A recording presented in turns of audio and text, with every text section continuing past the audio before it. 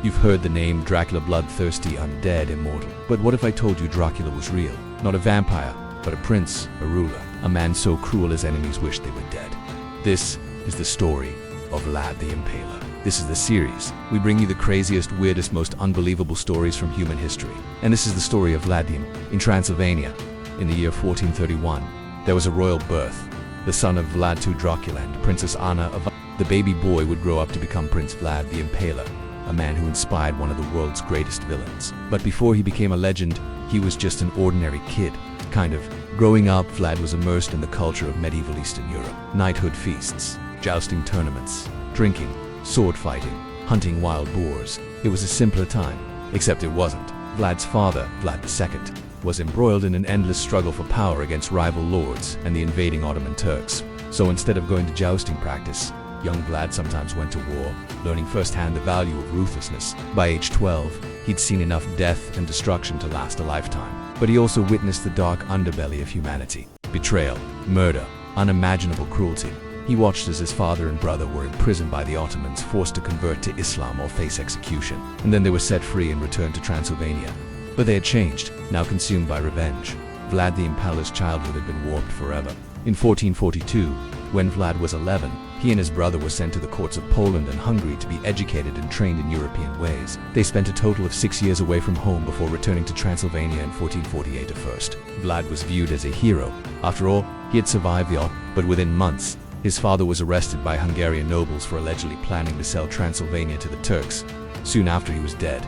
And now Vlad the Impaler was back in Transylvania for good. But first, there was a small matter of claiming his inheritance. He was next in line for the throne, but he had a brother, and that brother was next in line. So why didn't Vlad wait his turn? Well, he didn't. There was a vacancy in the throne of Transylvania, and Vlad wanted it filled by him. And by 1448, Vlad was ready to take action. First, he killed his uncle, John, who was ruling Wallachia in his place. Then he turned on his brother and banished him. Finally, Vlad took the throne and became the Prince of Wallachia, despite being too young by law. Oh, and he didn't bother hiding his disdain for those who had put him through years of trauma. As soon as he assumed office, he started executing nobles, and I mean a lot of them. Some estimates say that in the first month of his rule, Vlad executed over 300 nobles. And how did he do it? On his own. He chained up each noble, threw them in front of his horse and pulled them apart, limb from limb. And even that is considered a merciful way to go in Vlad's court. Vlad knew how to strike fear in his enemies, and that was important because the Ottomans were knocking at the door again. Before we continue, a quick reminder to subscribe if you haven't already, and let's come back now to Vlad the Impaler. Vlad the Impaler was only 17 years old when he became Prince of Wallachia, but he had already seen enough war to know what was coming. So while other princes went on lavish parties, Vlad built an army. He trained men and women to fight, setting up firing ranges, a weapons testing ground, and even a military hospital. Vlad knew the Ottomans were coming, and he was prepared. And then they came. Between 1448 and 1476, the Ottoman Empire attacked Wallachia 7 times. Vlad fought them all and won every single one. To the dismay of his enemies, Vlad made Wallachia the deadliest place on earth. I mean, look at this map. It shows where Vlad fought the Ottomans, the Kingdom of Hungary, Bohemia and Moravia, and how many times he defeated each side. What makes Vlad's victories even more impressive is that he was ungifted in martial arts or a renowned strategist. He was basically a normal guy who worked hard and got results. But that doesn't explain why he was called Dracula, and honestly, it's pretty simple. Vlad's honorific name was Dracula.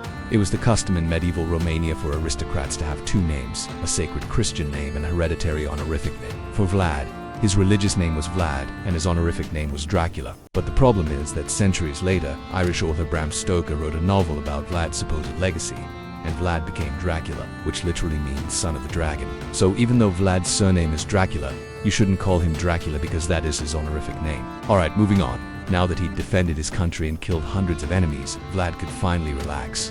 And how did he relax? Well, he hosted massive parties full of dancing girls, drinking games, music, and feast. In fact, Vlad liked to throw gold coins from a tower, enjoying the sight of common folk fighting over the riches. Of course, those coins were probably stolen from someone. Or maybe they were the reward Vlad gave to spies who brought him news of upcoming raids.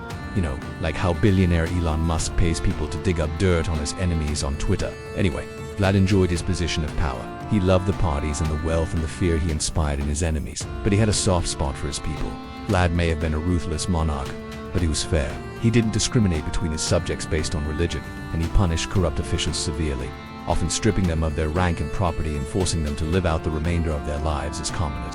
He also banned torture and made it illegal to mistreat prisoners. In fact, Vlad was a supporter of religious tolerance and promoted cultural diversity in his kingdom. He appointed Jews and Muslims to key positions in his government and allowed different religions to coexist peacefully in his realm. He also abolished serfdom and freed the peasants from paying unfair taxes. And he reformed the judiciary system to make it more equitable. Okay, hold on. I know this is not what you were expecting to hear when you clicked on a video titled The Real Dracula. But Vlad was basically a liberal Democrat, and it was because of this that he was beloved by his people. Sadly, they didn't realize that Vlad's heart had a dark center. We don't know much about Vlad's personal life. He married twice, once to a Polish princess and again to a member of the Habsburg dynasty. He also had 4 children. But Vlad didn't just have a cold heart for his people. He had a cold heart for his own kin. He abandoned his wife and kids without a second thought. And not long after, both his wives died, and historians believe Vlad was behind it. Now, you might think that Vlad the Impaler was basically a benevolent dictator, but things aren't always what they seem.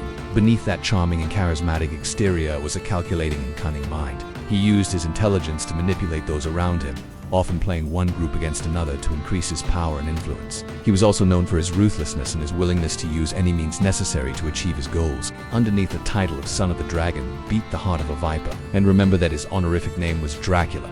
Vlad also had a dark obsession. He loved nothing more than hunting and killing animals. Some accounts say he took pleasure in flaying animals alive, ripping them apart and feeding them to his dogs. When he hosted feasts, Vlad would roll up his sleeves and carve meat in the kitchens himself, taking pleasure in the squirming of the living creatures on his plate. Vlad's love of hunting extended beyond animals. He also delighted in chasing people down, taking great pleasure in seeing them tire and lose their will to live. And if you think that's messed up, wait till I tell you about the Bread of Life incident. It happened when Vlad was 16, and he was still mourning the loss of his mother. Just days after her funeral, Vlad threw a party inviting boys and girls from local villages to attend.